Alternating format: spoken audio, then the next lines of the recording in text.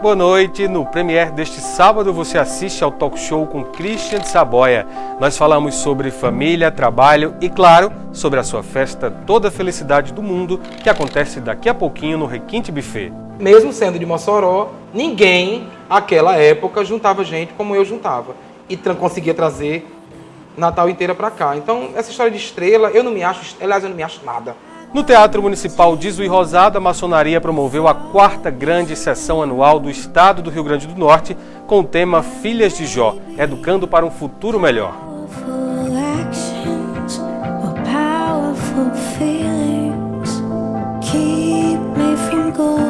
Fomos conferir de perto a exposição de artes Carlos e Carlos na sala Joseph Boulier, no Memorial da Resistência.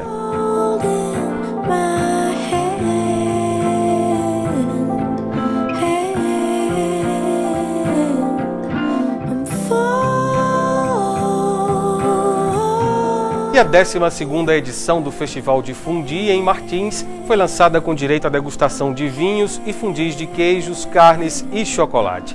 O premier foi até o Hotel Serrano prestigiar e se deliciar na noite fria do lugar.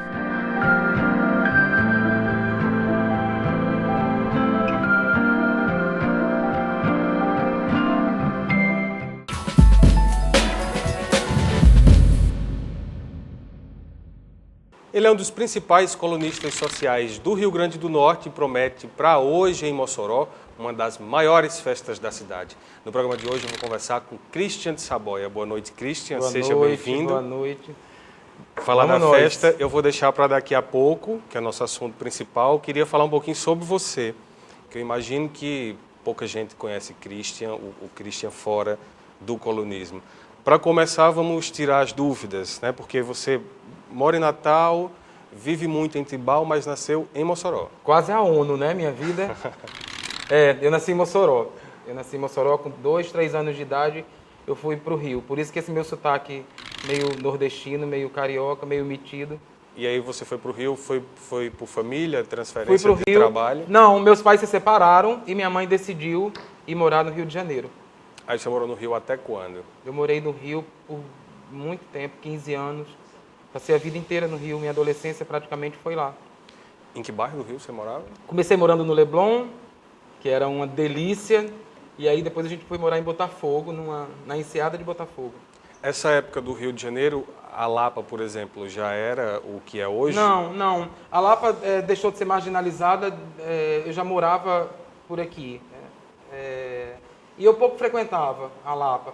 Eu estudei no Circo Voador, que era ali do lado. Eu acho que o Circo Voador, com Perfeita Fortuna, que foi quem começou o teatro no Circo Voador, foi quem abriu esse espaço para lá, para deixar a marginália de lado, né? Mas o que era possível fazer no Rio de Janeiro nessa sua temporada? A minha época, eu estudei no Rio de Janeiro esse período. Eu me lembro de uma boate que eu adorava ir, mas era complicado porque tinha uma idade que não podia, mas aí, metido e briguento como sempre, eu acabava entrando, que era Mamão com Açúcar, de Ricardo Amaral, que era na Lagoa. Tinha umas festas bacanas no Tivoli Park, tinha o Baixo Leblon.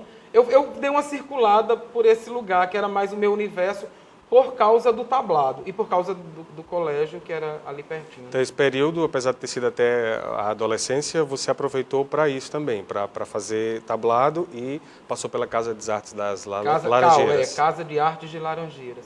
Eu entrei no tablado com 11 anos de idade. E daí me formei no tablado, eu tinha 16 anos. Com 16 anos já estava diplomado no tablado. Foi para ir do tablado que eu fui para Cal.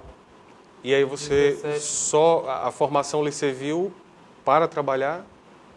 Não, se não fosse Kate, eu certamente estava metido na Globo, né? Porque eu me acho. mas porque estava tudo encaminhado para tal. Assim, todos os testes que eu fazia eu passava, mais magro, né? Mais bem feito, então a cara já ajudava. E como eu comecei muito cedo no tablado, Eu era tão bom no tablado que com 6 meses Maria Clara Machado me deu uma bolsa. Os outros 4 anos e meio que eu estudei no tablado, que tive grandes professores, tive uma russa translocada chamada Dina Moscovitch, que me apresentou a obra de Dostoiévski e me deu grandes personagens para fazer no tablado. Carlos Wilson, que lançou nomes muito bacanas que estão aí até hoje. Foi uma época muito legal. Só que eu era muito moleque, porque eu estudava no período da tarde e saía do Santo Inácio, corria para o tablado e já saía do tablado 10, 11 horas da noite. E aí quando você diz eu era muito moleque, significa também que você teve uma adolescência rebelde?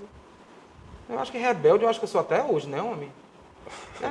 Porque, não sei, se rebeldia for encarar as coisas como eu encaro, lutar como eu luto, né, sem medo de ser feliz, aí eu sou rebelde até hoje. Mas você chegou a ser expulso de colégio? Cheguei a ser, porque eu fui suspenso, eu fui primeiro para um colégio francês, em Botafogo, chamado Le Grand Resende.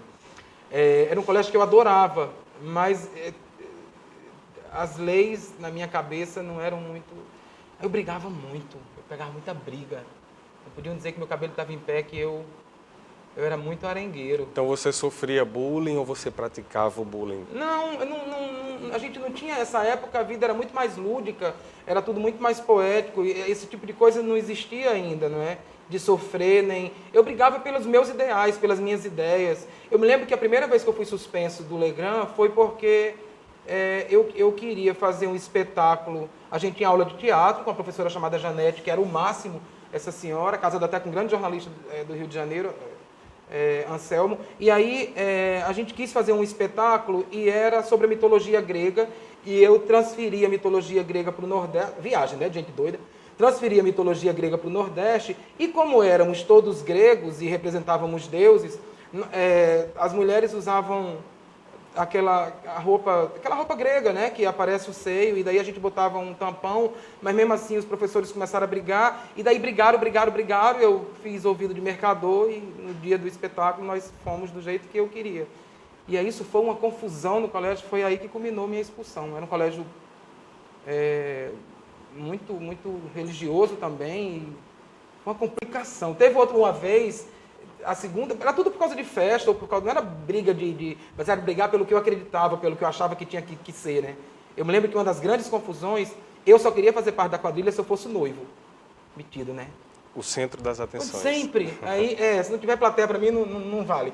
Aí, não deixaram eu ser nesse ano, eu perdi a eleição, não me lembro o que foi, e a gente acabou, eu fiz uma turminha, e concordamos de eu acabar sendo noivo? Não. De toda a turma ser noivo e noiva. Só tinha noivo e noiva na quadrilha. Nós ensaiamos normalmente, mas aí no dia fomos todos de noivo e noiva. Só que eu cometi a atrocidade, isso com 14 anos de idade, sei lá, 13. Todas as mulheres botaram enchimento de grávida. Isso foi um escândalo no colégio, para chocar. Aí foi isso, depois essa expulsão por causa desse espetáculo de teatro que a gente foi com esses vestidos, as mulheres com... E aí você morou no Rio até que idade, nesse caso? Porque eu vinha muito para cá, passar as férias aqui. Mossoró? Eu me lembro quando eu fiz 15 anos, vamos para Disney. Eu disse, nada de Disney, vamos para Tibau, vamos para Mossoró. E eu vinha muito, então eu passava... As férias também antigamente eram maiores, não é? Eu passava 3, 4 meses aqui, em julho eu voltava, o vovô mandava me buscar, vovô Eduardo Galvão de Saboia, mandava me buscar e aí eu ficava por aqui. Eu fiquei em Mossoró um período, depois eu conheci Kate no Circo de Facilita, diga aí.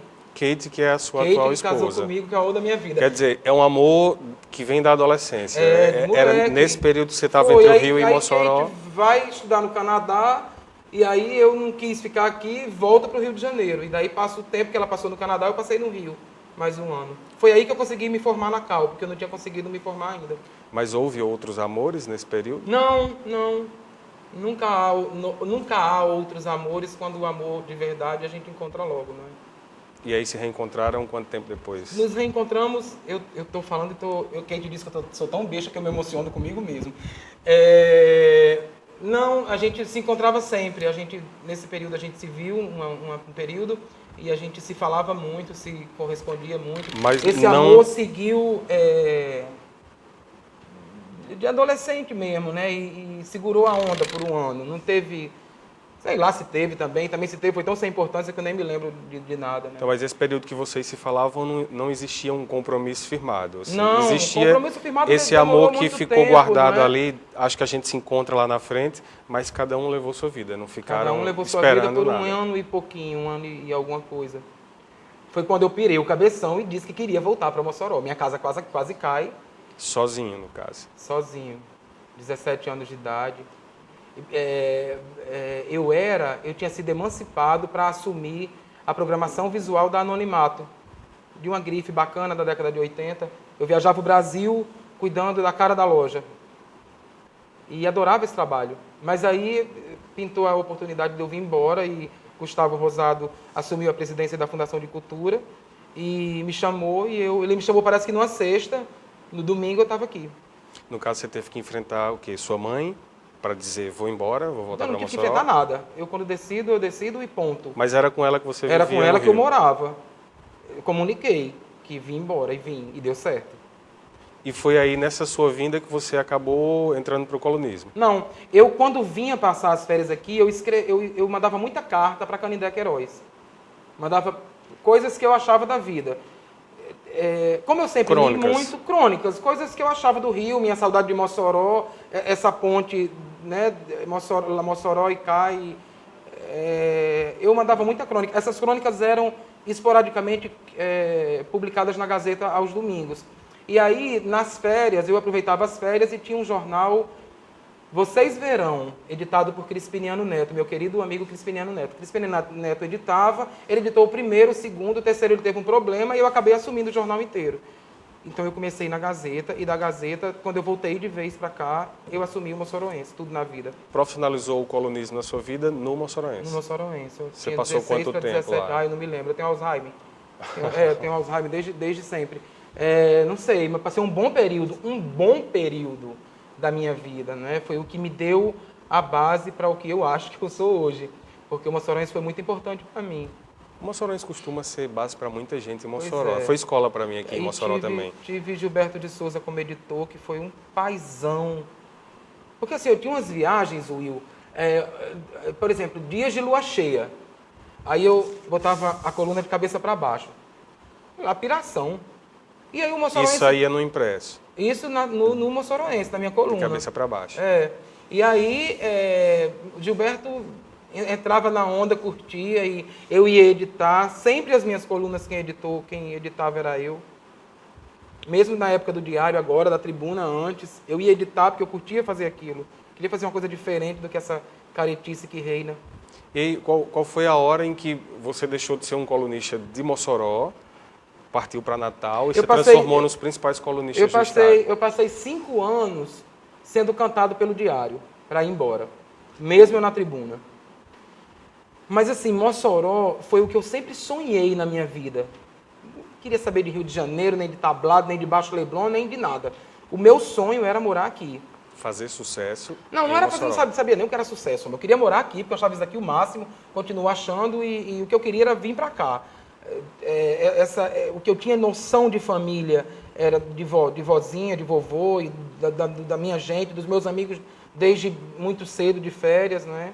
Quer dizer, eu tinha um amor de férias, né, por essa cidade e achei que isso se perpetuaria, que na verdade deu certo. Aí o Diário me cantou por 5 anos, eu dando não, adoro me fazer de difícil, dando não, aí teve uma época que ou ia ou não ia. Aí Osaí Vasconcelos já estava no Diário e aí disse, venha e faça uma proposta. Eu me lembro que eu fiz uma proposta absurda. Financeira? Em todos os aspectos, porque eu botei uma caixa,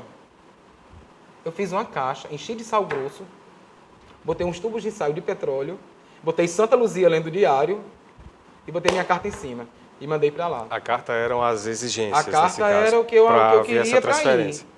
Aí ele achou, acho que é doido esse rapaz, eu vou logo trazer ele para cá.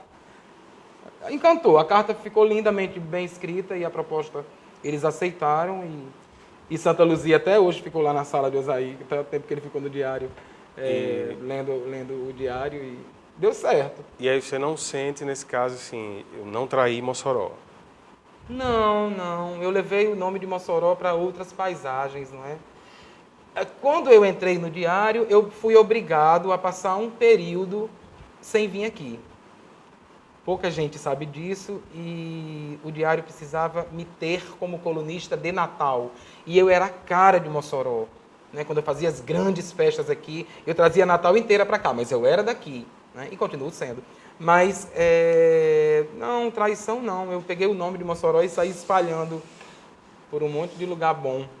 Cristian, então eu vou fazer uma pausa, daqui a pouco a gente volta um pouquinho nesse assunto de Natal e você não sai daí que é só o intervalo. Até já.